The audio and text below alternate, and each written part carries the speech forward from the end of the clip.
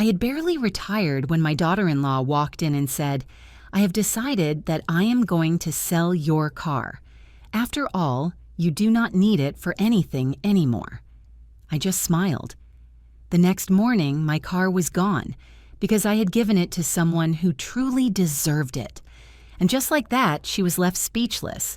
It was a Tuesday afternoon. I had just returned from school with my last box of belongings, photographs of generations of students and faded diplomas, a mug that said Teacher of the Year 1998, 40 years teaching at a public elementary school in the neighborhood, my beloved Lincoln Elementary, although around here we all just called it the little school on the corner. 40 years of waking up at 5 in the morning, 40 years of wiping runny noses, curing scraped knees, and teaching children to read who arrived without even knowing how to write their own names. And now, at 67 years old, my retirement had finally arrived.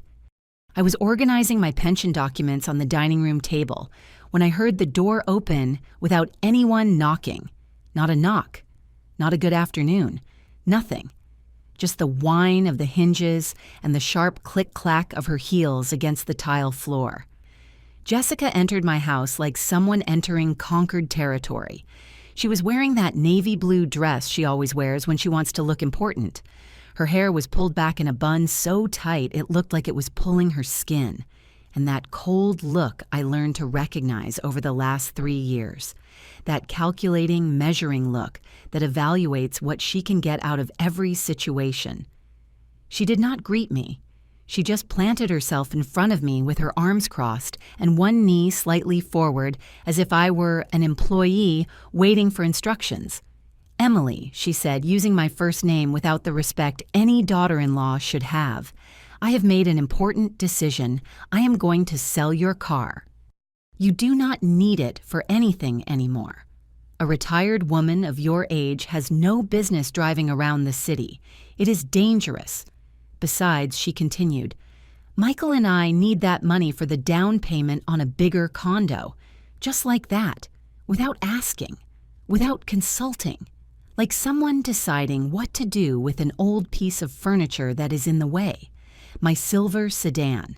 That 2010 model I bought with so much effort after saving for 2 years, tutoring on Saturdays, and selling pies on the corner on Sundays. That car took me to school every morning. It transported my son when he was a boy. It carried groceries for needy families. It witnessed my tears when I became a widow and my laughter when Michael graduated. I felt a void in my stomach, a hole that opened up like a crack during an earthquake. But something strange happened. Instead of crying, instead of screaming, instead of begging, I smiled. A small, calm smile that must have unsettled her because I saw how she slightly furrowed her brow. "Did you hear me?" she asked with that tone she uses when she thinks someone is not understanding her orders. "I heard you perfectly, Jessica." I replied with a calmness that surprised even me. "Good. Tomorrow I will be here for the keys at 10 in the morning. I already have a buyer. He will give you $4,500. It is a good price for such an old car." $4,500 that I was sure would never reach my hands. She turned around and left just as she had entered without saying goodbye, leaving only the scent of her expensive perfume and the weight of her words like stones on my chest. I closed the door. I stood there in the middle of my living room, surrounded by my retirement boxes, feeling the walls of my own house closing in on me, but that smile did not disappear because Jessica had just made the biggest mistake of her life.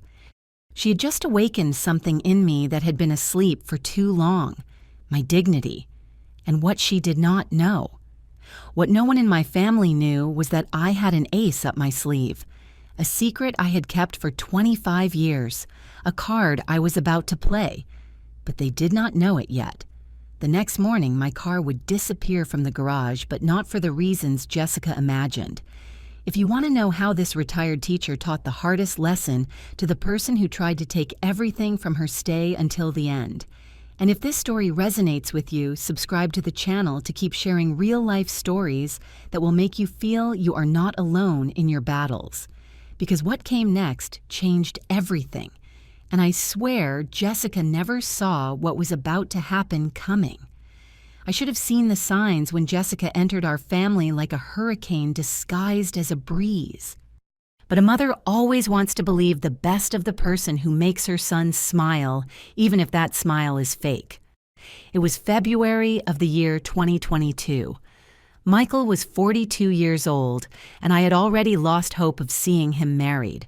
Not because he was not a good man, but because he was too good, too noble, too naive.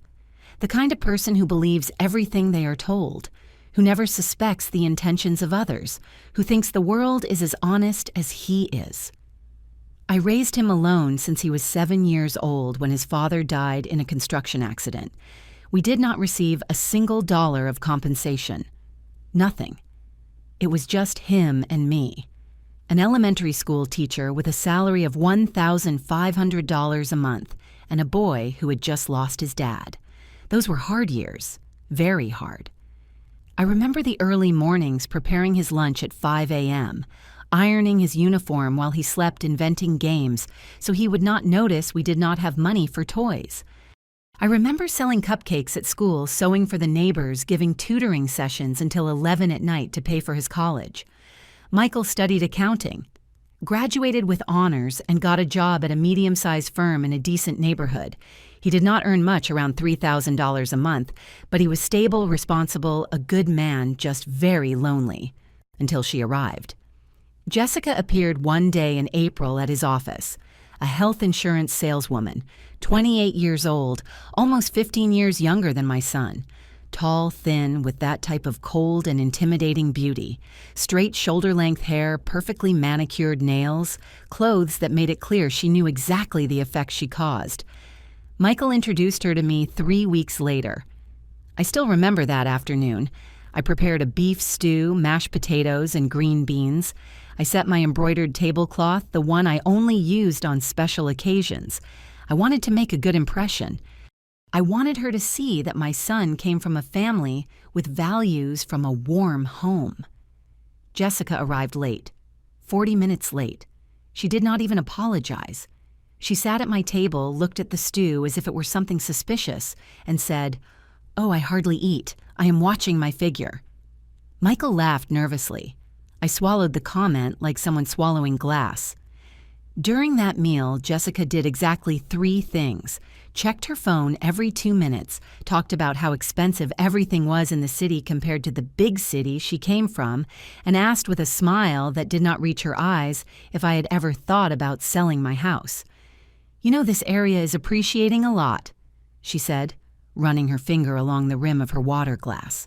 "A property like this, although small and let us say traditional, could be worth about $250,000, maybe more. Have you ever considered it, Emily? Emily? Not Mrs. Roberts, not Mom, just Emily, as if we were friends of the same age." Michael looked at her enraptured, as if every word out of her mouth were divine wisdom. I smiled politely and changed the subject. But that night after they left, I sat in my kitchen until 2 in the morning with a knot in my stomach that I could not explain. 6 months later, they got married. 6 months. Not even a proper courtship. Michael called me to give me the news like someone announcing they bought a new car. Excited. Rushed. Without letting me say a single word. "Mom Jessica is amazing. She makes me so happy. We are getting married at City Hall next Saturday. Something simple. Just you and 2 of her witnesses. Nothing fancy. Nothing fancy because they did not have money for a wedding. Or rather, because Michael did not have money. Because later I discovered that Jessica had debts. A lot of debts. Credit cards maxed out with designer clothes. A personal loan of $3,500 she never paid. And a history of jobs that lasted at most 6 months before she was fired or quit. But I did not know any of that yet. On the wedding day, I brought a homemade cheesecake. Jessica did not even taste it. She said it had too many calories. And from that day on, my son started to disappear. Not physically, but in essence. The Sundays he always came to dinner began to be less frequent. First every 2 weeks, then once a month, then almost never. When I asked him, he always had the same excuse. Jessica has plans, Mom. You know how wives are. No, I did not know. Because I was a wife, and I never kept my husband away from his mother. The calls that used to be daily turned into short text messages. Busy, Mom. Call you later. But he never called. And when I finally visited them in their rented 2-bedroom apartment in a middle-class neighborhood, I felt Jessica measuring every minute of my presence, like someone counting the seconds for an unwanted guest to leave. But that was not the worst part. The worst part was seeing how Michael repeated her words like a trained parrot. Mom, do not you think you should think about moving to a smaller place? Maintaining a house is a lot of work for a single woman. Mom Jessica says you should think about your future. Where are you going to live when you are older? Mom, is it true you have savings? Because if so, you could help us with the down payment for a better apartment. My son, my boy, the one I raised with so much sacrifice. Now he was the echo of a woman who barely knew him, and I stayed silent. I nodded, I smiled, because I was afraid that if I said something, if I confronted him, if I complained, I would lose him forever. So I swallowed every hurtful comment, every insinuation, every disrespect disguised as concern until that Tuesday of my retirement. Until Jessica crossed the line she should never have crossed. And it was there when something inside me said enough. But before everything exploded, things got much worse. Because Jessica did not just want my car, she wanted my whole life. It was not a stab in the back. It was a slow poisoning designed so no one would notice except me. The 2 years following their wedding were like watching water erode a stone drop by drop day after day, until one day you wake up and there is nothing solid left to hold on to. It all started with the loans. The first loan was 6 months after the wedding. A call from Michael with a voice loaded with shame. Mom, could you lend us $500? Jessica had some unexpected medical expenses. We will pay you back next month. I promise. $500, almost a third of my monthly check. But he was my son. Of course I gave it to them. They never paid me back. 3 months later. Mom, we need $1,200 to fix Jessica's car. The engine broke down. Is it urgent or she will lose her job? $1,200 that I took from my emergency savings. They did not pay me back either. Then it was $2,000 for an incredible investment opportunity. Jessica had found a multi-level marketing beauty business that promised returns of 300%. Mom, this is going to change our lives. In 6 months, we will pay you triple. That business went bust in 2 months. Jessica never mentioned it again, and I never saw those $2,000 again. In total, during those 2 years, I lent them $7,300. $7,300 from a retired teacher earning $1,600 a month in pension. But the money was not the worst part. The worst part was how Jessica started getting into my life like a poisonous vine. It started with casual visits when I was not home. Michael had always had a copy of my keys for emergencies, but now Jessica used them to enter when I was tutoring or shopping. I would arrive and find things moved, drawers open, papers shuffled. "Oh, Emily, we just stopped by to drop this off." And I took the chance to look for that receipt you asked me for, Jessica would say on the phone with that sweet voice she used when she knew she had done something wrong. But I had never asked her for any receipt. She was searching, reviewing, investigating. What was she looking for? I did not know yet. Then came the comments about my house. "Oh, Mom, do not you think this house is too big for you alone? It has 3 bedrooms and you only use 1. It is a waste. This area is dangerous for an older woman living alone. Have you thought about moving to a building with security? Safer, more practical. A 1-bedroom apartment would cost you $1,200 a month in rent, and you could sell this house. Imagine all that money in the bank. Money that casually she could help me manage." Michael sat there nodding like a puppet. The family Sundays that used to be sacred turned into interrogations disguised as conversation. "So how much do you get from your pension, Emily? Do you have life insurance? In whose name is it? Have you made a will yet? Because you should, huh?" At your age, you never know. At my age, as if I were 90 years old, I was 65. I was healthier than many women of 40. But for Jessica, I was already a useless old woman waiting to die. And Michael said nothing. He never said anything. The worst moment came one Sunday in November. We were eating chili that I had been preparing since 6 in the morning. Michael had seconds twice. Jessica barely touched her plate, as always, and then midway through the meal, she dropped the bomb. Emily, Michael, and I have been thinking. We believe it would be best for you, for your well-being, that you consider the option of moving to a senior living residence. My blood ran cold. A residence, I asked, unable to believe what I was hearing. Yes, she replied. But not just any. A good one where there are nurses' activities. People your age where you are not alone all day. It is the best for you. The best for me. No, the best for her. An empty house she could sell or rent. Mom. It is not a bad idea, Michael murmured without looking me in the eye. You would have more company. Company. Me who had spent 40 years surrounded by children, colleagues, parents. Me who had friends, neighbors, a life. They wanted to lock me up in a home as if I were already senile. I am not going to any residence, I said, with a firmness that surprised even me. This is my house. I bought it with my own work, and here I am, going to stay. Jessica pursed her lips. Michael lowered his gaze. They did not mention the subject again that day, but I knew they had not given up. In the following days, Jessica started a new strategy: humiliate me in public. At a family gathering at my cousin Helen's house, Jessica said in front of everyone, "Oh, cousin, take good care of Emily. You know how old people are. They forget things." The other day, she left the stove on and almost burned down the house. A lie. I had never left the stove on. But everyone looked at her with concern, and at me with pity. On another occasion at the supermarket, I ran into a former colleague. Jessica, who had accompanied me that day to carry the bags, told her, "Mrs. Lucy, so good to see you. Hey, do not you know a good neurologist? Emily has been very forgetful lately. Michael and I are worried. I was not forgetful. My mind was clearer than ever. But Jessica was building a narrative painting me as a senile old woman who needed guardians.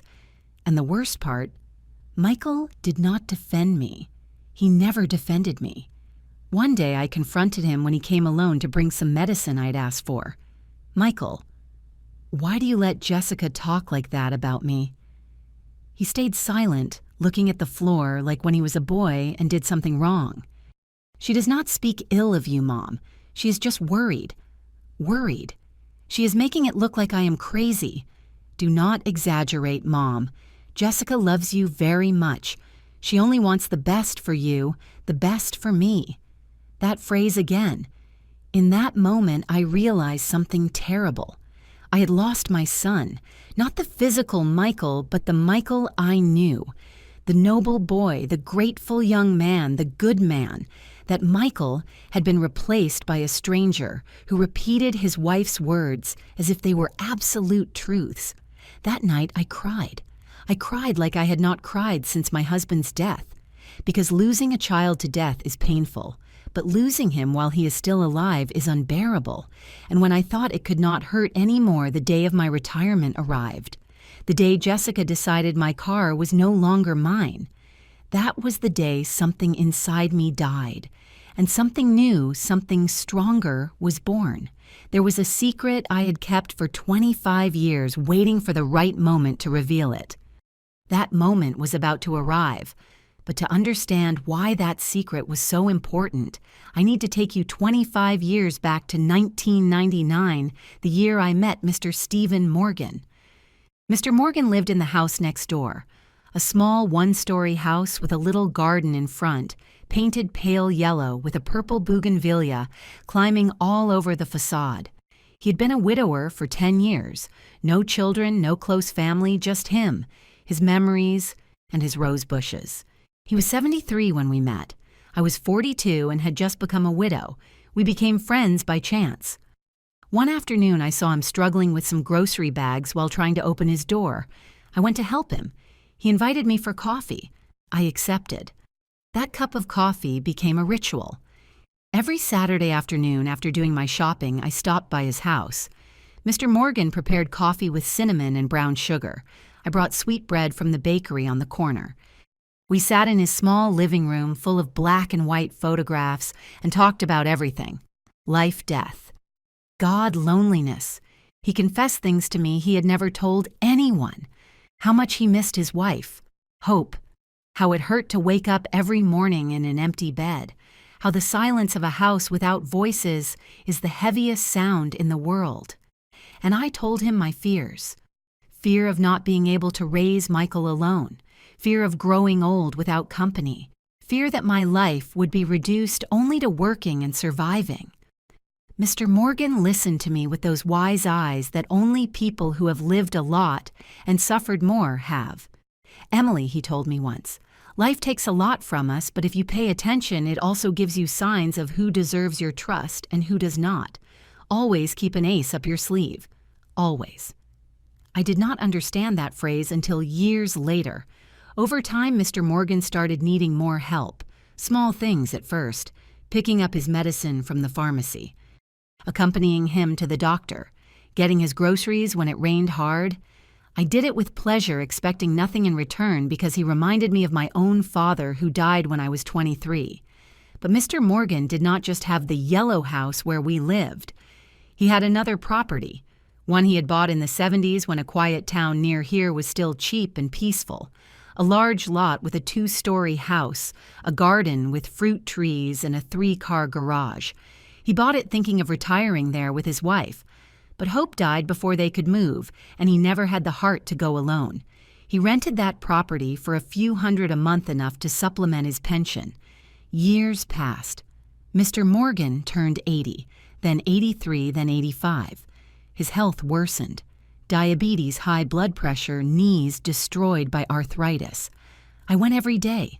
I cooked for him. I gave him his medicine. I bathed him when he could no longer do it alone. I accompanied him to the hospital in every emergency. Michael, who was 17 then, also helped him. He mowed the lawn, fixed things, read him the newspaper when Mr. Morgan could no longer see well. "That boy of yours has a heart of gold, Emily," he would tell me. "You raised him well, very well." In 2009, Mr. Morgan suffered a heart attack. He survived, but was left very weak. One afternoon in October, he called me to his house. He was sitting in his favorite armchair, the brown leather one that creaked every time he moved. He had a manila envelope in his hands. "Sit down, Emily." I sat in front of him, my heart tight. I knew something important was coming. I am 90 years old. I do not have much time left. The doctors gave me 6 months, maybe less. My eyes filled with tears. I had come to love him like a father. "I want you to know something," he continued. "I have 2 nephews, sons of my brother who died 20 years ago. They live in another state. Do you know how many times they have visited me in these last 10 years? I shook my head. None. 0. They call me once a year at Christmas just to comply. Nothing more. He opened the envelope and took out some papers. "This is the deed to my property in the vacation town. It is worth about $400,000 according to the latest appraisal. I also have savings, $45,000 in the bank." I froze. "Mr. Morgan, why are you telling me this?" "Because I want it to be yours. Everything. The house, the money. You have been the only real family I have had in these years. You and Michael. I cannot accept that I said immediately, 'What about your nephews? My nephews left me to die alone. You gave me dignity in my last years. It is already decided. I went to the lawyer last week. Everything is in your name. Legal, signed, sealed.' I cried. I cried so much my chest hurt. But I want to ask you something," Mr. Morgan continued. "Do not tell anyone. Anyone. Not even Michael. Not yet. Wait. Watch. Life will show you who deserves to know and who does not. Why? Because money changes people, Emily. It brings out the worst in them. You are good, too good, and good people are easy prey for vultures. So keep it as an ace up your sleeve. And when the moment comes when someone treats you like trash, when someone thinks you have nothing, when someone tries to take your dignity, then you take it out and show them that you were always stronger than they believed. Mr. Morgan died 3 months later in January of 2010. His 2 nephews appeared at the funeral dressed in suits, asking about the inheritance. The lawyer informed them that everything had been left to Emily Roberts. Me. They almost sued me. They said I had manipulated him, that I was a gold digger, that I surely had blackmailed him. But all the papers were in order. Mr. Morgan had even left a letter explaining his reasons. The judge threw out the case. The nephews disappeared. I never heard from them again, and I did exactly what Mr. Morgan asked me. I kept the secret. I did not tell anyone, not my family, not my closest friends, no one. I kept the house rented. I raised the rent over the years. Now it generated more than $1,000 a month, which went directly to a bank account separate from the one everyone knew about. For 15 years, that money grew. I invested it carefully. I finished paying off the mortgage on my house. I saved. I waited. I waited to see who loved me for who I am not, for what I have. Michael passed the test for years. He was a good son, grateful, loving, until Jessica arrived. And then I saw my son transform into a stranger who saw me as a source of resources, as a property that had to be managed, as a burden that had to be removed from the path. Mr. Morgan was right. Money brings out the worst in people, and I had the perfect ace up my sleeve, an ace I was about to show. Because when Jessica entered my house that Tuesday demanding my car keys, when she treated me like a useless old woman, when she thought she could take what little I had left, she made the stupidest decision of her life. Because she did not know who she was messing with, and I was ready to prove it. My retirement should have been a celebration. It turned into my living funeral. It had been exactly a week before the car incident, a Friday afternoon. Michael had called me that morning with that forced, cheerful voice he used when Jessica dictated what to say. "Mom, we want to celebrate your retirement." Jessica is organizing a special lunch at our apartment this Sunday at 2. Do not be late, I should have suspected. But a part of me, that foolish part that still had hope, thought that maybe, just maybe, my son remembered who I was, what I meant to him, how naive I was. That Sunday, I got ready with care. I put on my sky blue dress, the one Michael had given me 3 years ago for my birthday. I applied soft pink lipstick. I combed my gray hair, which I now wore short at shoulder length. I wanted to look good, dignified. I brought a carrot cake I had been baking since 6 in the morning, Michael's favorite since he was a child. When I arrived at their apartment, I knocked on the door with my heart racing, hope mixed with fear. Michael opened. He gave me a quick mechanical hug. One of those hugs given out of obligation, not love. "Come in, Mom." The apartment smelled of supermarket rotisserie chicken, not homemade food. Jessica was sitting in the living room with her laptop open on the coffee table. She was wearing gray sweatpants and a white blouse. She had not even bothered to dress up for the celebration. She did not get up to greet me. "Hello, Emily. Leave the cake in the kitchen." Not a "what a nice cake," nor a "thanks for taking the trouble." Nothing. I left the cake in the kitchen and returned to the living room. I sat in the armchair the furthest from the two who were together on the main sofa, as if they were judges, and I the accused. Well, Mom Michael started clearing his throat nervously. "Jessica and I want to talk to you about something important." Jessica turned the laptop toward me. On the screen was an Excel sheet, numbers, calculations, percentages. "Emily, we made a life plan for you so your retirement is more comfortable and secure. A life plan made by her without consulting me." "What kind of plan?" I asked, feeling my stomach tighten. Jessica smiled, that shark smile she used when she thought she had everything under control. "Look, we analyzed your financial situation. Your pension is $1,600 a month, right?" I had not told that amount to anyone. How did she know? Then I remembered my retirement papers, the ones I was reviewing last Tuesday when she entered without knocking. She had seen them, probably took photos. "That is correct," I replied with a cold voice. "Good. So here is the plan," she pointed at the screen. "First, we are going to sell your car. It is a 2010 sedan. According to the quotes I got, we can get $4,500 for it. It is not much, but it helps." "Wait," I interrupted. "We are going to sell. Who is we?" "Well, you obviously," said Jessica impatiently, as if I were stupid. "But we are going to help you with the paperwork because you do not understand these things." I took a deep breath. I still said nothing. "Second point," she continued. "Your pension, $1,600. It is a good income for a single person, but we believe you should contribute to the family. Michael is your only son. He took good care of you. You raised him, but now it is time to give back. Give back." As if raising a child were a commercial transaction, we propose that you donate 60% of your monthly pension to help us. That is $960. You would be left with $640 more than enough for your basic expenses if you live modestly. $640 to pay electricity, water, gas, phone, food, medicine, emergencies. And exactly how would that help me? I asked. How would you be helping your family? Emily, replied Jessica with that condescending tone used with small children. Michael and I need to save for the down payment on a bigger condo. We want to have children soon. Your future grandchild is going to need space. Future grandchild. Using a baby that did not even exist as emotional blackmail. Michael looked at the floor. Coward. A complete coward.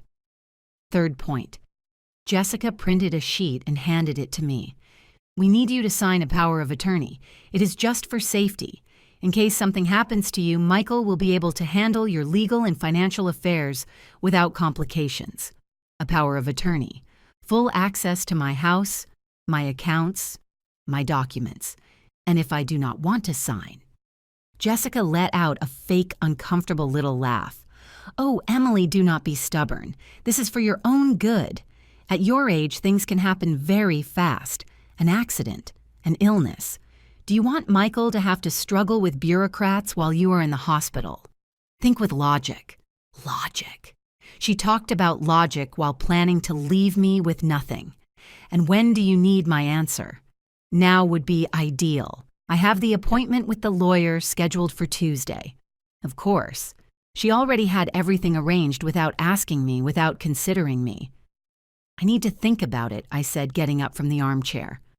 Mom, sit down, Michael said, finally looking at me for the first time. We have not eaten. I am not hungry. But you brought cake. Leave it for Jessica. Maybe she will appreciate it. I took my purse and walked to the door. Emily, you are being very childish, Jessica yelled at my back. We just want to help you. I did not turn around. I did not answer. I went down the building stairs with my legs trembling. I got to my car. I sat behind the wheel, and right there in that parking lot with the engine off and the windows closed, I broke. I cried like I had not cried in years, deep sobs coming from my stomach, tears soaking my sky blue dress, the one Michael had given me when he was still my son. It was not about the money. It was never about the money. It was because my son, my only son, the boy I raised alone, the one I hugged so many nights when he cried missing his father, the same one who on every birthday told me, "You are the best mom in the world," that son now saw me as a burden, as a source of resources, as something to manage, not as a mother, but as a liability. I drove back home without even remembering the way. I entered my empty living room, sat in my armchair, and stayed there in the dark, looking at the photographs on the wall. Michael at 5 years old in his elementary uniform. Michael at 15 at his middle school graduation. Michael at 24 the day he received his accounting degree. In all those photos, I was by his side, smiling, proud. At what moment did I become his enemy? I grabbed my cell phone, almost dialed, almost gave in, almost told them, "Okay, keep it all. I will sign whatever you want. Just do not abandon me." But then my gaze fell on Mr. Morgan's photo that I had on my small altar next to the Virgin of Guadalupe, and my husband's photo.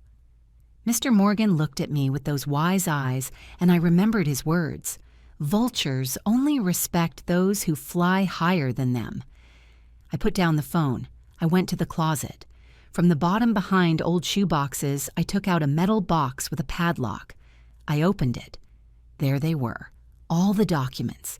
The deed to the house in the vacation town, the bank statements, the investments, the proof that I was not the vulnerable old lady Jessica imagined. I took out my cell phone and dialed a number I had kept saved for years. Mr. Bermudez. This is Emily Roberts. I need to update my will. Could you see me tomorrow? Of course, Mrs. Roberts, at 11. Perfect. I hung up and smiled for the first time in weeks, a smile that was not of joy but of determination, because Jessica had just awakened something in me that had been asleep too long, my dignity. And I was about to remind everyone that Emily Roberts was not a victim. She was a survivor, and survivors do not give up. They fight. That night I cried all the tears I had held back in 40 years of being strong. It was 3 a.m. I could not sleep. Insomnia had become my most faithful companion since that disastrous Sunday lunch. I got out of bed, put on my old cotton robe, and walked barefoot to the living room.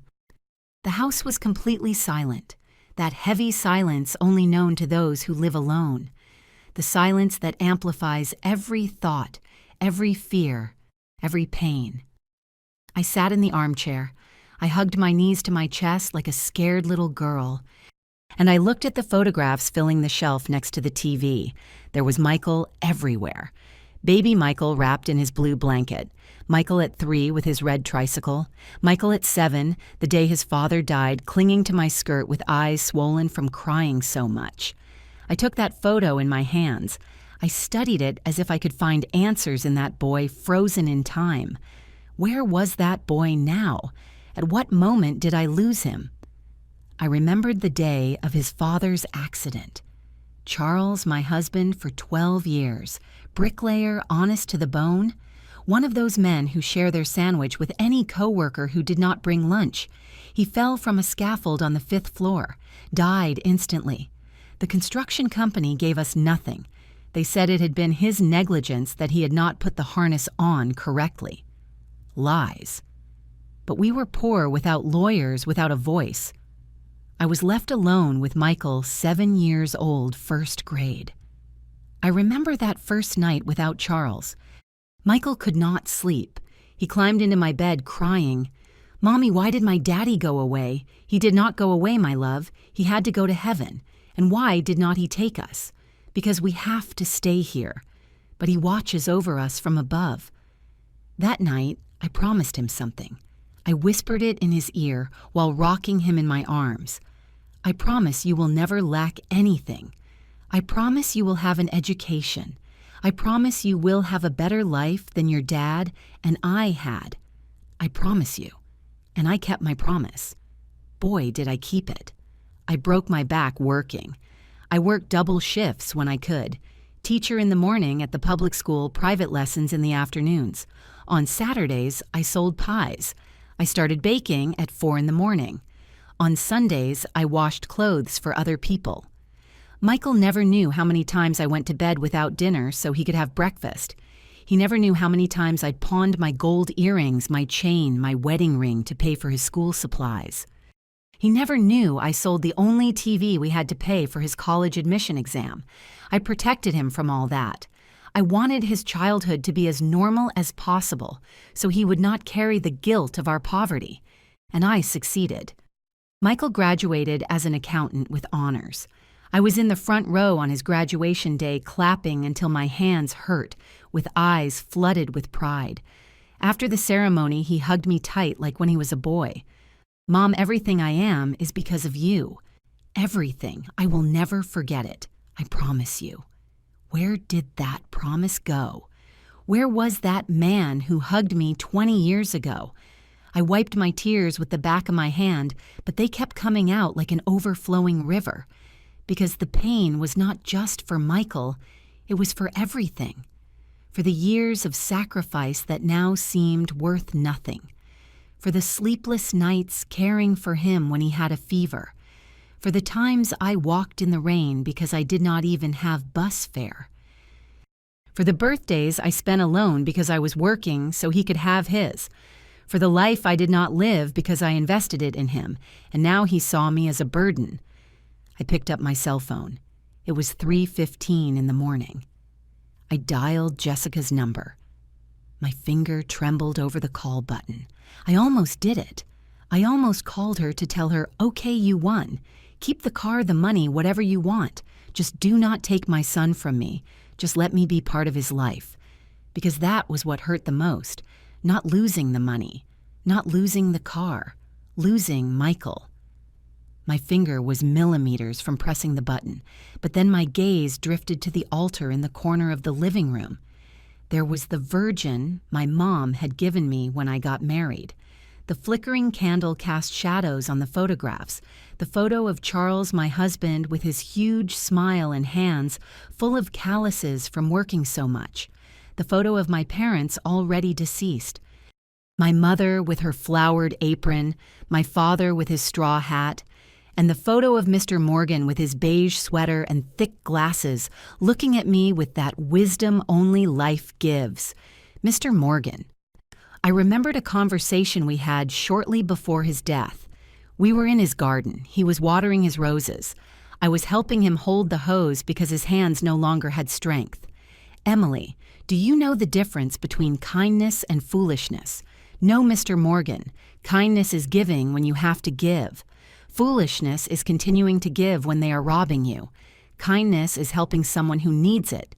Foolishness is letting yourself be used by someone who only wants to take advantage. And how do you know which is which?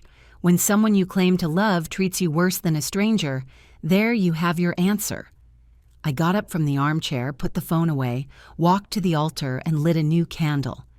"Mr. Morgan," I whispered in the stillness, "you told me to keep my ace up my sleeve. You told me to wait for the right moment. I think that moment has arrived." The silence of the house seemed to answer me not with words, but with certainty. I went back to my room. From the closet, I took out the metal box. I opened it on the bed. Documents. The proof of my true net worth. The deed to the house now valued at $400,000. The bank statements, $45,000 saved in 15 years. The rent records, more than $1,000 a month for the last 10 years. I took a calculator and started adding up everything Jessica and Michael did not know existed. The total left me breathless, more than $445,000. Me, the useless retired teacher. The old lady who needed help managing her affairs. The woman they wanted to force to sign a power of attorney to control her. I had almost $500,000 and they had no idea. A part of me, the weak part, still felt guilty. Still thought, but he is my son, I should share this with him. But then I remembered his eyes on Sunday. Those eyes that looked at me not as a mother, but as merchandise. I remembered how he did not defend me when Jessica humiliated me. I remembered the $7,300 I lent him and he never paid back.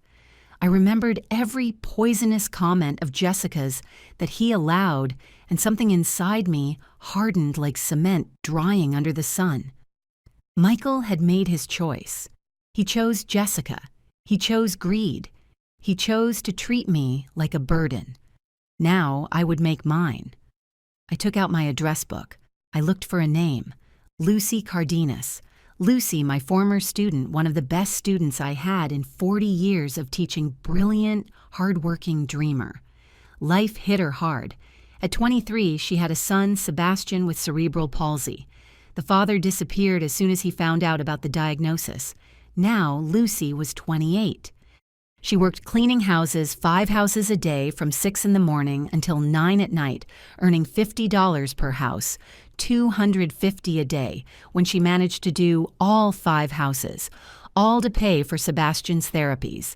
Physical therapy 3 times a week, $100 per session. She did not have a car. She took Sebastian on the bus, 3 buses, an hour-and-a-half commute there, and another back with a 5-year-old boy in a wheelchair. I saw her from time to time. I brought her groceries. I gave her some money when I could, but never enough.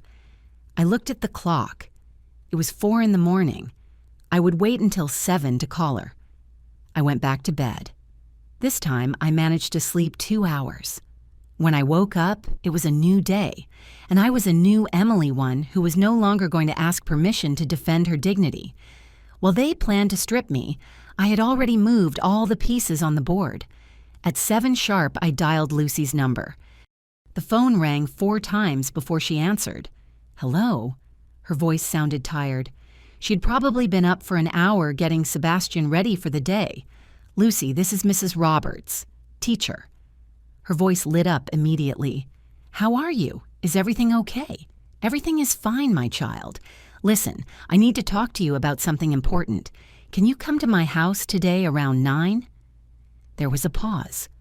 I heard the noise of dishes in the background. Well, teacher, I have 4 houses scheduled today. I cannot miss because they pay me the full day. $250.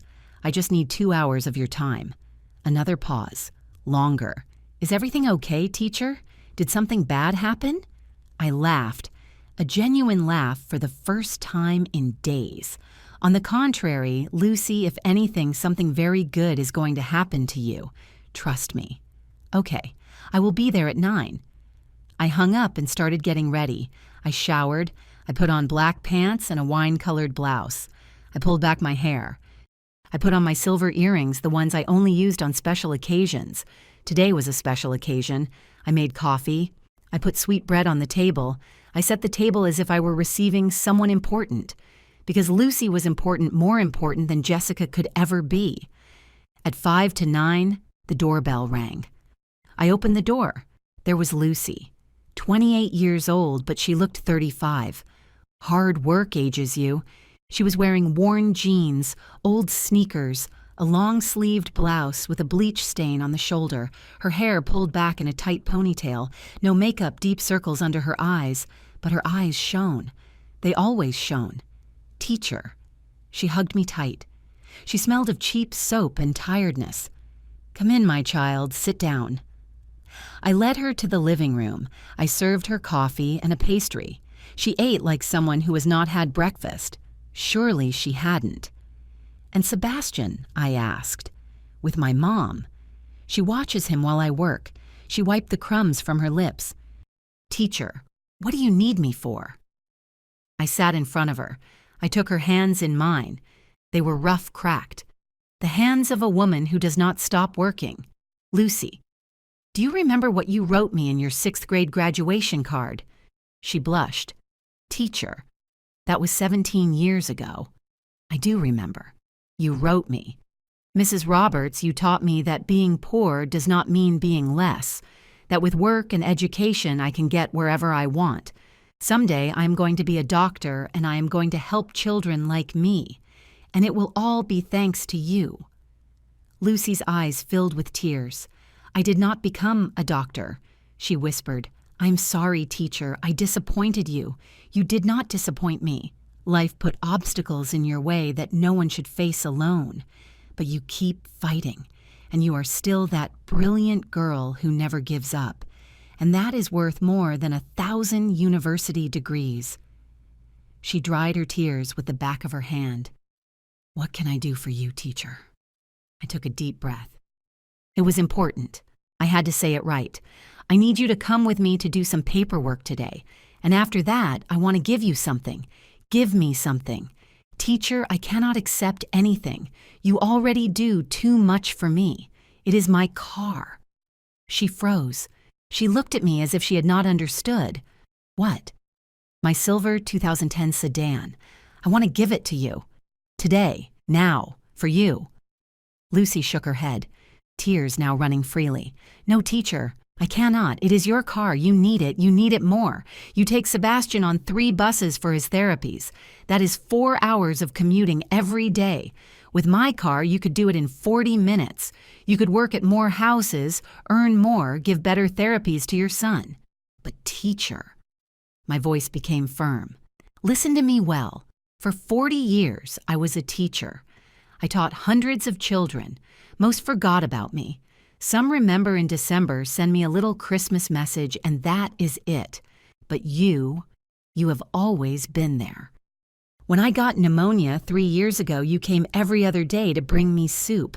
When I turned 65, you were the only former student who brought me a cake. Every Teacher's Day you send me flowers, even though I know sometimes you do not even have money for your own expenses. She was sobbing now. It is because you were the only one who believed in me, teacher. When everyone said I was a dumb girl from a poor neighborhood, you told me I was intelligent. You got me the scholarship for middle school. You gave me books. You taught me that I was worth something. And now I want this car to teach you something else. That in this world there are still people who give without expecting anything in return. That unconditional gratitude still exists.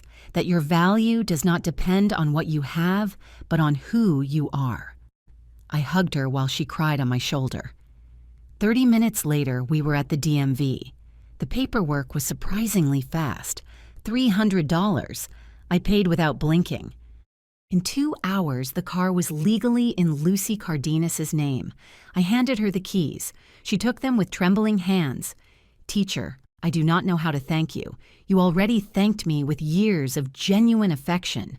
That is more than my own family has given me. We left the building. The sedan was parked outside, shining under the midday sun. Lucy walked around, touching the hood as if it were not real. It is mine, she whispered. Really, it is mine. It is yours. She got in, adjusted the seat. The rearview mirror, put her hands on the steering wheel and closed her eyes. I am going to take care of it like gold teacher, I swear. And every time I drive it, I am going to think of you. Just promise me one thing. Anything. When Sebastian is older, when you are better off, when life smiles at you again, pay it forward. Help someone who needs it like I helped you, like you helped me take care of myself when I was sick. Love multiplies when it is shared. I promise, teacher. I promise. She drove off slowly, carefully. I watched her go and felt something I had not felt in months. Peace. I walked back to my house. It was 12:30. At 2 p.m, the doorbell rang. I already knew who it was. I opened the door. There was Jessica dressed in black pants and a white blouse, hair loose, perfect makeup. And behind her, a man of about 50, pot-bellied with a t-shirt that said, "We buy cars." "Hello, Emily. I came for the car keys." Her voice was of anticipated triumph. "This is Mr. Jack. He is going to give you $4,500 in cash, no checks, no transfers. Cash. $4,500 that surely would go straight to her purse." I stood in the doorframe, calm, serene. "Jessica, can you come with me to the garage?" She frowned, confused by my calm tone. "For what?" "Just give me the keys. Come with me." I walked toward the side garage of the house. She and Mr. Jack followed me. We arrived at the space where my sedan always was. Empty. Completely empty. The silence lasted 3 seconds. Then Jessica exploded. "Where is the car?" I looked her in the eyes without fear, without trembling. I gave it away. Her face went through 5 emotions in 2 seconds. Confusion, disbelief, fury, panic, hate. What? I gave it away to someone who truly needed it. Someone who actually deserves my generosity. You are crazy. That car was worth $4,500. It was my car. I decided what to do with it. Mr. Jack cleared his throat, uncomfortable. "Look, lady, if there is no car, I am leaving." "Wait." Jessica grabbed his arm. "She's going to get that car back." "Right, Emily." "No, I am going to sue you. That car was family property." I smiled. That smile that was now my weapon. It was never family property, Jessica. It was my private property. And with what is mine, I do what I please without your permission, without anyone's permission. She took out her phone and dialed frantically. "Michael, your mother gave away the car. Yes, she gave it away. Come here right now." She hung up and looked at me with a hatred she no longer even tried to hide. "This is not going to stay like this, you useless old woman." And it was in that moment when I knew the mask had fallen forever. The true monster had just come to light. There I saw it, the real monster, without costumes, without smiles, just greed and hate. Mr. Jack left mumbling apologies.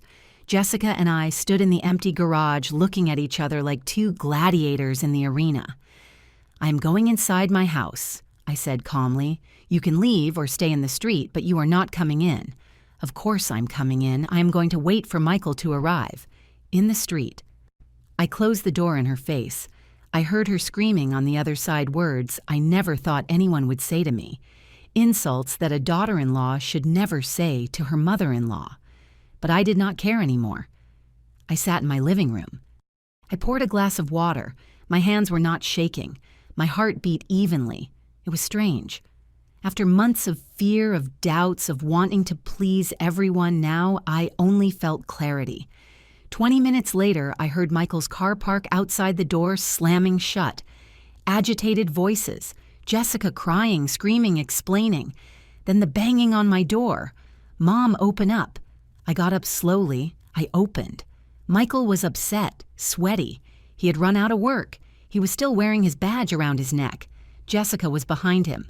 Red eyes, makeup, running hair, messed up. She no longer looked like the perfectly groomed woman. She looked like what she was, a desperate woman who had just lost $4,500. "Mom, what did you do?" Michael's voice trembled between confusion and rage. "I gave away my car." "To whom?" "To Lucy Cardenas." "Do you remember her?" "My former student, the one with the son with cerebral palsy." "That car was worth money," Jessica screamed from behind. "It was my money," I replied without losing composure. "You had no right." Jessica tried to butt in, but Michael stopped her with his arm. "Mom." Michael took a deep breath, trying to calm down. "We needed that car. Jessica and I had plans. You two have many plans with my things, Michael. But you never ask me, because you are our family. Family is supposed to help each other. Helping is different from stripping. No one is stripping you." Jessica managed to push past and enter my house. "You are an ungrateful old woman. Michael has supported you all your life, and this is how you pay him." I let out a dry laugh without humor. "Michael has supported me. Is that what you told him, Jessica? It is the truth?" I turned to my son. I looked him straight in the eyes. "Michael Roberts, look me in the eyes and tell me, have you ever supported me?" He lowered his gaze. That gave me the answer. "I will refresh your memory." My voice rose for the first time. "I supported you since you were 7 years old. I worked double shifts. I sold pies. I washed other people's clothes. I went to bed without dinner so you could eat. I sold my television to pay for your college admission exam. I paid for your entire degree. And when you graduated, when you started working, the only thing I asked of you was to come see me on Sundays. Nothing more. Not a single dollar. Just your time." Michael swallowed hard. "Mom." And then she arrived. I pointed at Jessica, and Sundays became every 15 days, then once a month, then almost never. And when you did come, it was to ask me for money. $500, $1,200, $2,000, $7,300 in 2 years. "Michael, how much of that have you paid me back?" Silence. Zero. Nothing. And still I never threw it in your face. Because you were my son. Because I thought you needed it. "We needed it," shouted Jessica. "Shut up," I told her with a coldness that made her step back. "You are not part of this conversation. This is between my son and me. I am his wife. You are a leech, Jessica." She came at me. Michael stopped her just in time. "Let go of me. This old woman needs someone to tell her the truth." My truths, I approached her without fear. "Do you want truths, Jessica? I am going to give you truths. I know that when Michael met you, you had $3,500 in credit card debt. I know you were fired from 3 jobs in 2 years. I know the beauty business I put $2,000 of my savings into was a pyramid scheme you knew was going to fail." "How?" Her face turned pale. "Because I am not the idiot old lady you think. Because I hired a private investigator 6 months ago when you started hinting about the power of attorney because my instinct told me something stank. And I was right. I took a folder from the bookcase. I opened it in front of them. Photographs, documents, bank statements. These are your current debts, Jessica. More than $12,000. What have you been spending Michael's salary on? While you go to beauty salons and expensive restaurants with your friends." Michael took the folder. His hands trembled as he turned the pages. "Jessica, is this real? I can explain. And this." Michael pointed to another photo. "Who is this man?"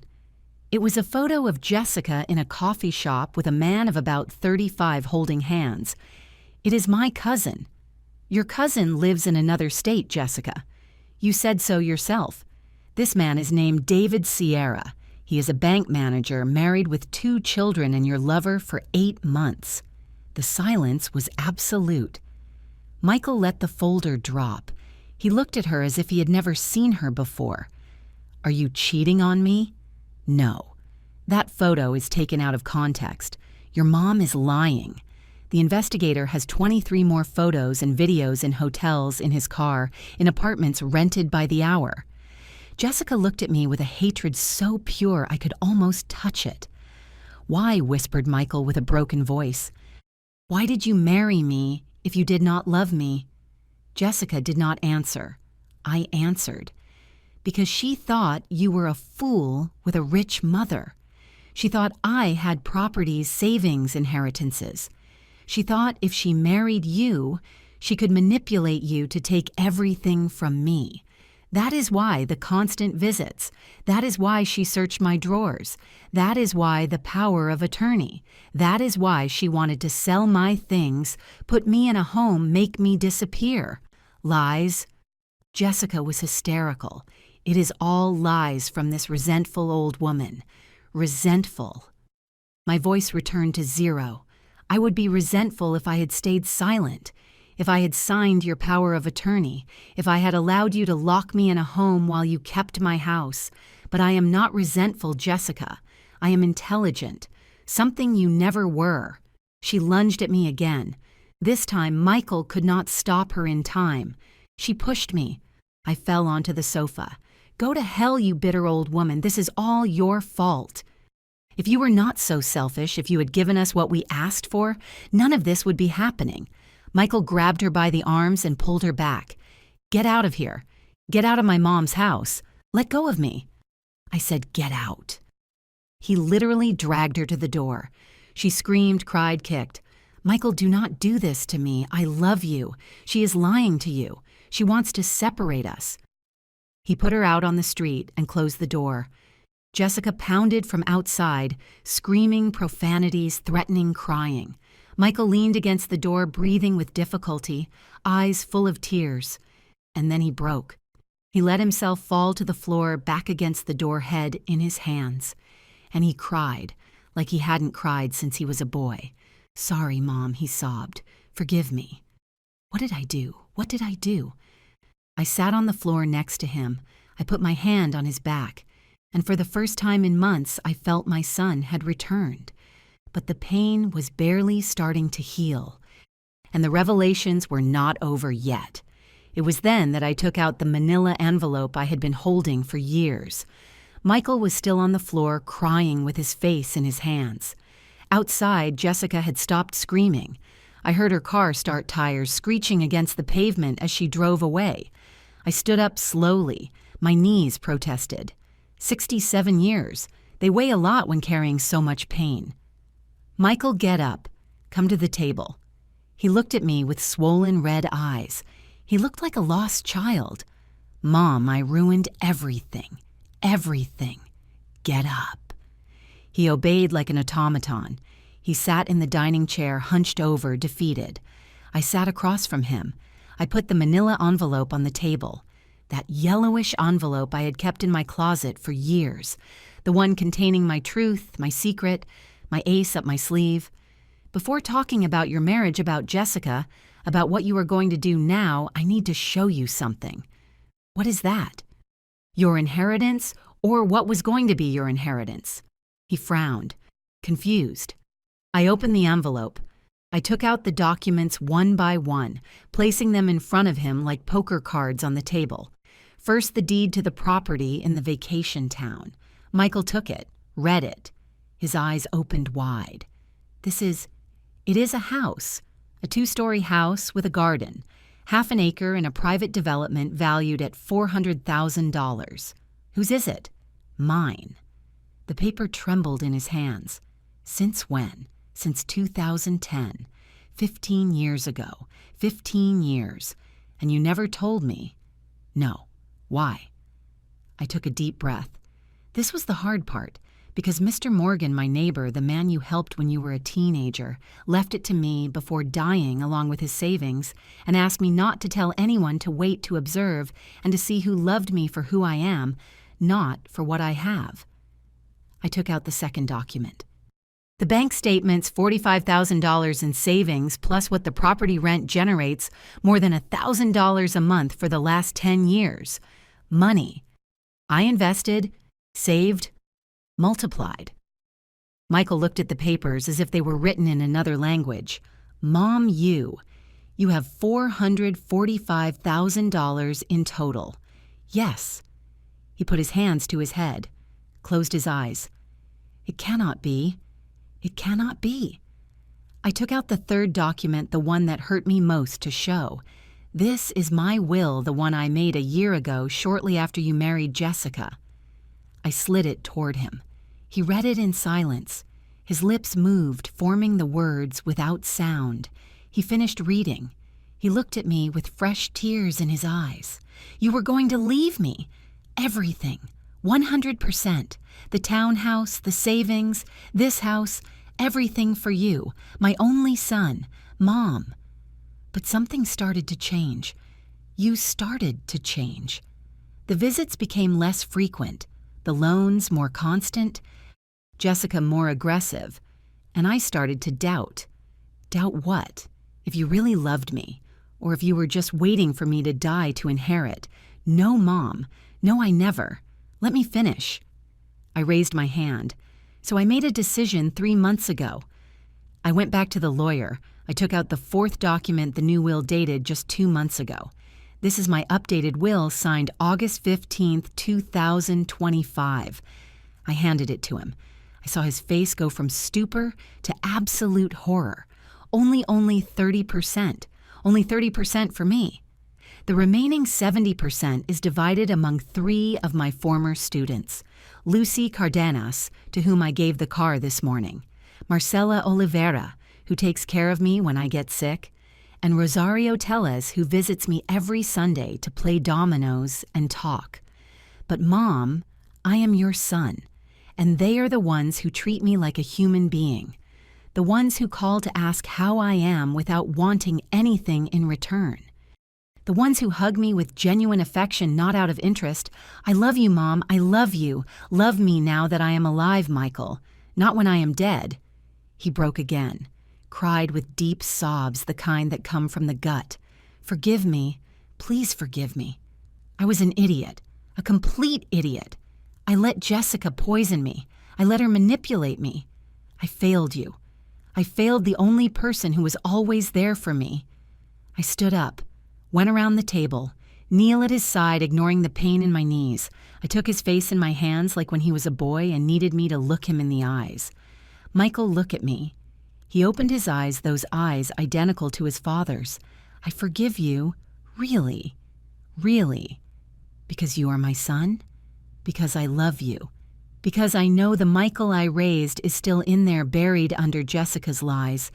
But what? Forgiving does not mean forgetting. Forgiving does not mean everything goes back to how it was before. Forgiving means I am not going to carry the resentment. But trust that has to be rebuilt. And it takes time. The time you need, Mom. Whatever you need. And that will is not going to change. Not for now. I need to see actions, not words. I need to see that you really learned the lesson. He nodded, wiping tears with the back of his hand. And Jessica. Jessica is your problem, not mine. You decide what to do with your marriage. But I am going to tell you something. A woman who cheats on you, who uses you, who manipulates your mother. That woman does not love you. She never loved you. I know. Now I know. He stayed there looking at the documents scattered on the table. My whole financial life exposed, all my secrets revealed. For years, I thought you were a poor teacher barely surviving on your pension, he said finally with a hollow voice. And it turns out you are a millionaire. I am not a millionaire, Michael. I am a woman who learned to be cautious, who learned that money gives you options, but it does not give you love. Who learned that sometimes you have to keep secrets to protect yourself from your own family, from anyone who sees you as a resource, not as a person. A long silence, just the ticking of the wall clock. What do I do now, Mom? Now you go to your house. You are going to think things over well. You are going to decide if you want to continue with Jessica or not. And you are going to start building your own life without depending on me, without expecting my money. Just you. Are you going to let me see you? When you want, but with rules. You call me before coming. You do not bring Jessica unless I authorize it, which is not going to happen soon. And you come because you want to see me, not because you need something. I accept, whatever it is. He got up. I did too. We hugged, a long, tight hug, one of those that say everything words cannot. I love you, Mom. I really love you. And I love you, my boy, always.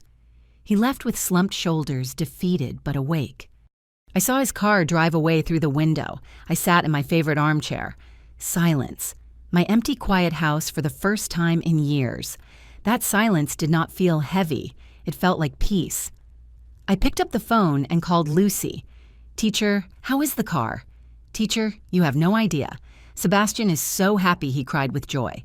We made the trip to therapy in 35 minutes before it took us 3 hours. I smiled. A warm, genuine smile. I am so glad, my child. Teacher, are you okay? You sound different. I am perfect, Lucy. For the first time in a long time, I am perfect. I hung up. I looked toward the altar. Mr. Morgan watched me from his photograph. You were right, old friend. Vultures only respect those who fly higher than them. And today, I flew.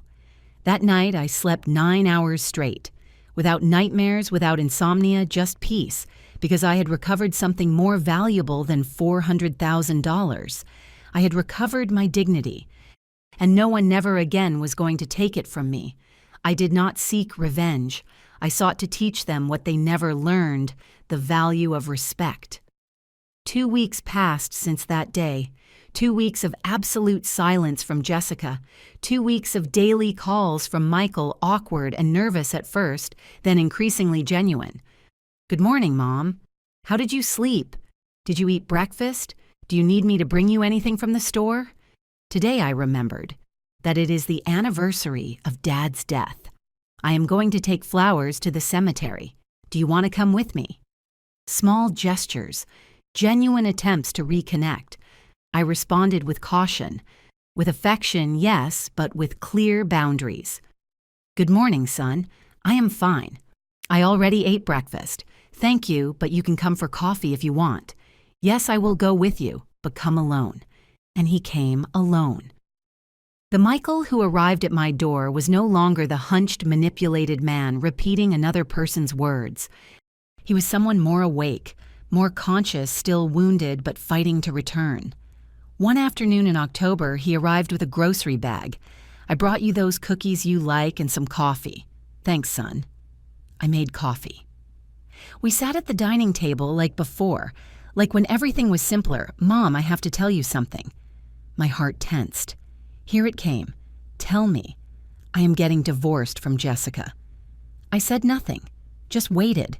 I already spoke with a lawyer.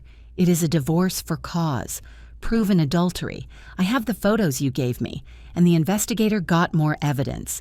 Videos, messages, everything. How do you feel? He let out a bitter laugh. Like an idiot, like the dumbest man on the planet. I was married 3 years to someone who never loved me, who only used me, and I was happy, believing I was loved. You are not an idiot. You are naive. There is a difference. Which one? The idiot does not learn. The naive one does. He drank his coffee. His hands trembled slightly. Jessica tried to contact me. She sent me like 100 messages crying, saying everything was a lie. that you invented the photos, that this David is just a friend, that I am the love of her life. And what did you tell her? Nothing. I blocked her everywhere. Phone, WhatsApp, social media, everything. I do not want to hear from her ever again. And did she accept it? No. She went to my job, made a scene, crying in front of all my coworkers, saying I was abandoning her without reason, that my mom brainwashed me.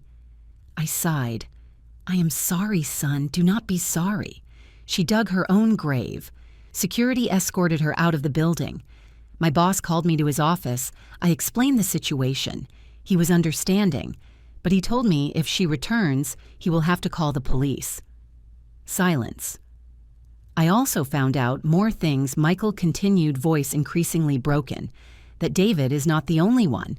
There was another before, and another before that. Jessica has a pattern. She looks for men with some money, marries or moves in with them, squeezes them until leaving them with nothing, and then moves to the next. How did you know? The investigator kept looking, found her ex-boyfriend, an accountant like me. She did the same to him, left him with a $20,000 debt. The poor guy is still paying off the cards she used. I got up, went around the table, hugged my son from behind. I am so sorry, Michael. Me too, Mom. Sorry for exposing you to that. Sorry for bringing that viper into our family. It is over now. Do you really forgive me? I told you already. I forgive you. But trust takes time. He nodded against my shoulder. 3 weeks later, a Saturday morning, someone knocked on my door. I opened. Jessica. But not the groomed, perfect, controlled Jessica. This was another woman. Unwashed hair in a messy bun, no makeup, deep circles, dirty jeans, old hoodie. Emily, what do you want? To talk, please. Just 5 minutes. Everything in me said to close the door, but something, maybe curiosity, maybe the need to close the circle, made me take a step back. 5 minutes at the door. You are not coming in. She stayed on the threshold looking at the floor. I came to apologize. I do not believe you. It is the truth. I know I messed up. I know I ruined everything. I know I never should have treated you how I treated you. Is that all you came to say? I came to ask you to talk to Michael, to tell him to give me another chance, that I have changed, that I... And there it was. The real reason. I am not going to do that. Emily, please. He listens to you. If you tell him to forgive me, he will do it. Exactly. He listens to me. That is why I am not going to ask him to do something that will destroy him again. I love him. No, you love what he represents. Stability. A fool, easy to manipulate. Access to me. To my money. That is not true. Then why were you unfaithful? Why did you use him? Why was every conversation you had with me to get something out of me? Silence. She had no answer. Jessica, I am going to tell you something, and I want you to listen carefully. My voice was firm. My son deserves someone who loves him for real, who values him, who does not see him as a means to get money. You never were that person, and you never will be. You are a bitter old woman who cannot stand seeing her son happy. And there it was again, the true monster. Without masks, my son was not happy with you. He was your prisoner. He chose me, not you, and now he has stopped choosing you. Live with it. I closed the door. She screamed from outside. Poisonous words, empty threats. This is not going to stay like this. You are going to regret it. You are a... I listened no more. I turned up the radio volume. 10 minutes later, she left. She never returned. The divorce was finalized 3 months later in December 2025. Michael did not give her a single cent. She could not fight. Adultery was proven. The last I heard of her was that she moved to another state, with another man, another accountant, another naive soul. Some people never learn. But it was no longer my problem. My problem was rebuilding my relationship with my son. And little by little, visit after visit, coffee after coffee, we began. Michael started coming every Sunday, alone, asking for nothing, just to talk. He told me about his job, about his plans, about how he was learning to live alone. It is weird, Mom. I have never really lived alone. From your house, I went straight to live with Jessica. Now I have to learn to cook, to wash my clothes, to fill my own loneliness. That is good. You need to know yourself. Do you think someday I can trust someone again? Yes. But first, learn to trust yourself, in your instincts, in your value. One afternoon in January 2026, he arrived with something in his hand, a white envelope. What is that? Open it. Inside was a check for $7,300. Michael, this is everything I lent you. What you lent me with interest. It took me 4 months to gather it. I stopped eating out. I sold things I did not need. I did extra work. But here it is. Payment in full. My eyes filled with tears. You did not have to do it. Yes, I did. Because when one borrows, one pays back. That is how you taught me, and I had forgotten. I hugged him tight. I am proud of you. I do not deserve it yet, but I am going to deserve it. I promise you. And he kept his promise. In the following months, Michael transformed. Slow but steady. He started therapy, learned about toxic relationships, about codependency, about boundaries.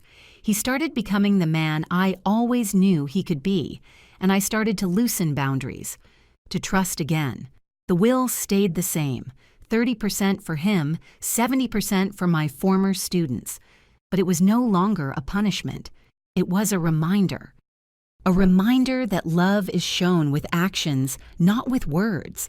That family is not just blood. It is who accompanies you in the good and the bad. One afternoon in April, drinking coffee in my garden, Michael asked me, "Someday are you going to change the will?" I do not know. Does it bother you? No. Well, a little. I am human, but I understand why you did it. And I understand that Lucy, Marcella, and Rosario deserve it as much as I do. Maybe more. Michael, the important thing is not what you have when I die. The important thing is that you have me while I am alive. He smiled, a clean, genuine smile. You are right. Not always. But in this, yes. Sundays became sacred again. Michael came. Sometimes he brought food. Sometimes we cooked together. We always talked. About everything. About nothing. About life. Like before. Like it always should have been. If this story teaches you something, let it be this. Never let anyone steal your value for fear of being alone. 8 months have passed since that Tuesday when Jessica entered my house demanding my car keys. 8 months that seem like a whole lifetime. I'm sitting in my garden. It is a Saturday in June, 4 in the afternoon. The sun warms gently. I have a cup of coffee in my hands and a light blanket over my legs. It is not cold. I just like feeling tucked in. I look at the empty space where my silver sedan used to be, and I smile because that day I did not lose a car. That day I recovered my dignity. Life after the storm is different, quieter, clearer.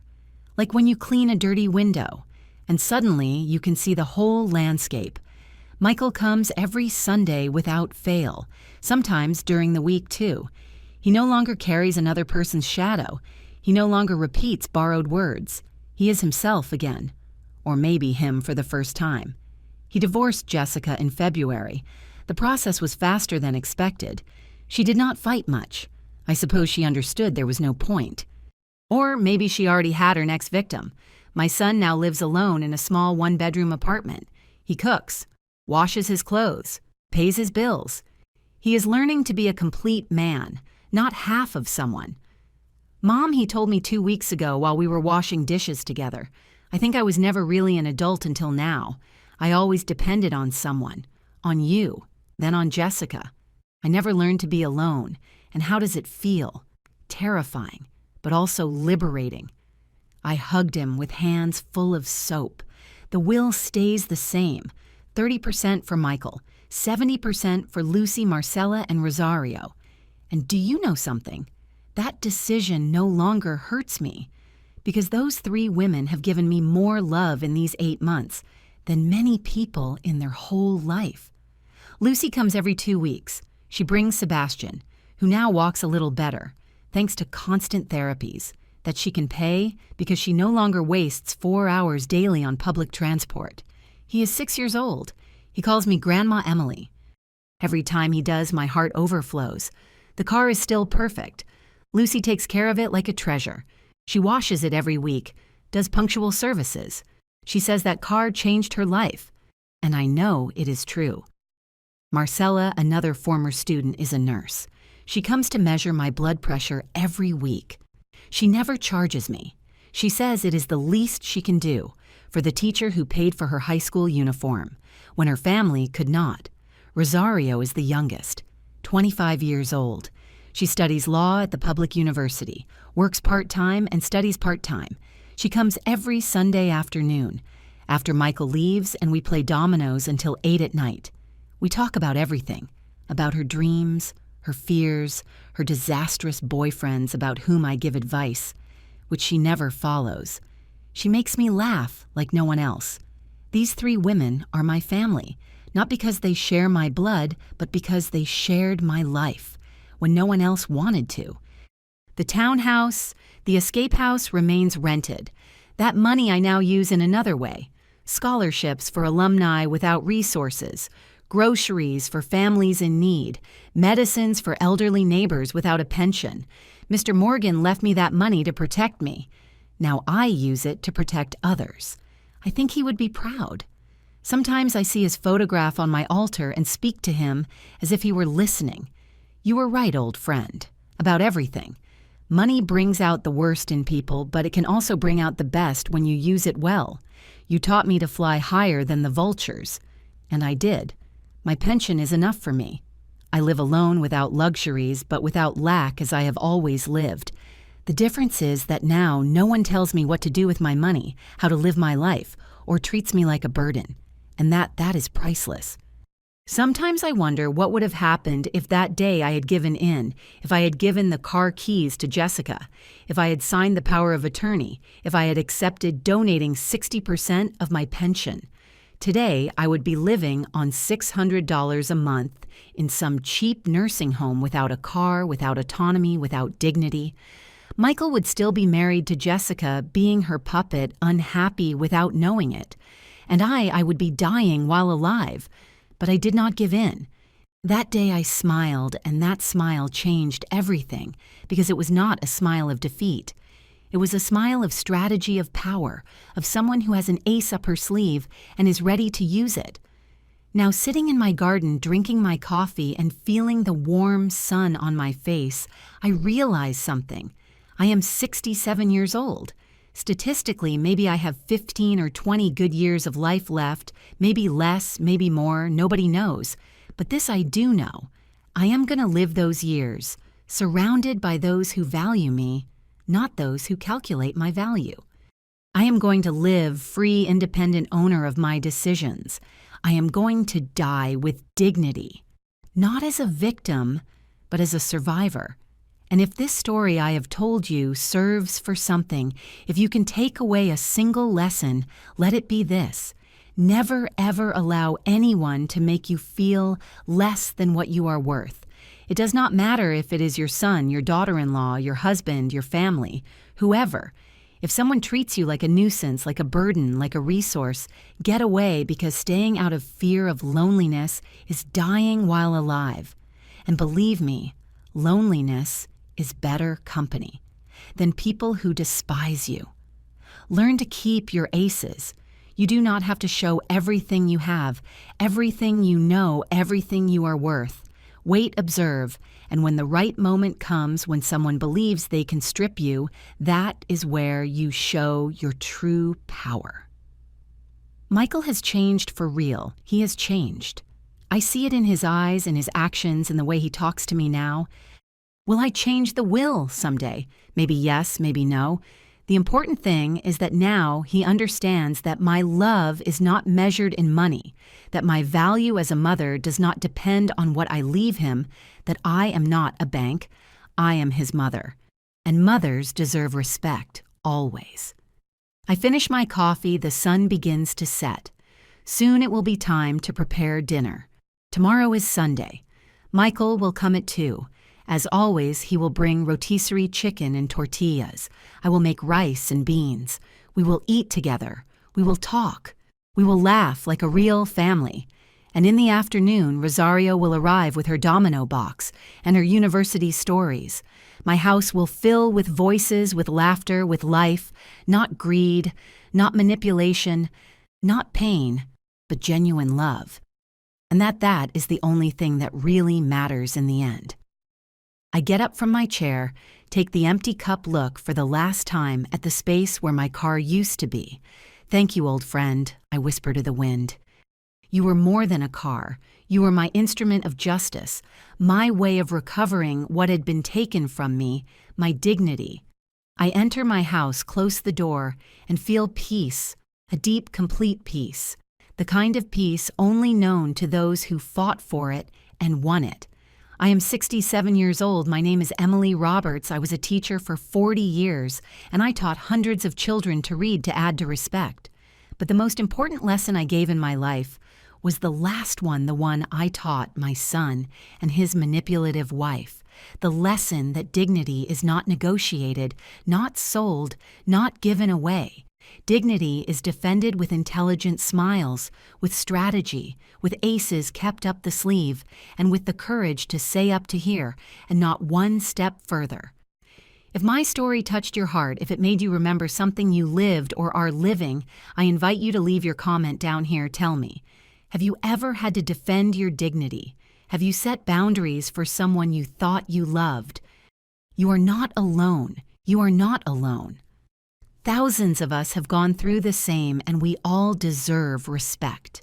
If you believe that mothers, grandmothers, and older women should be treated with dignity and not as a burden, like this video and subscribe so you do not miss the next stories.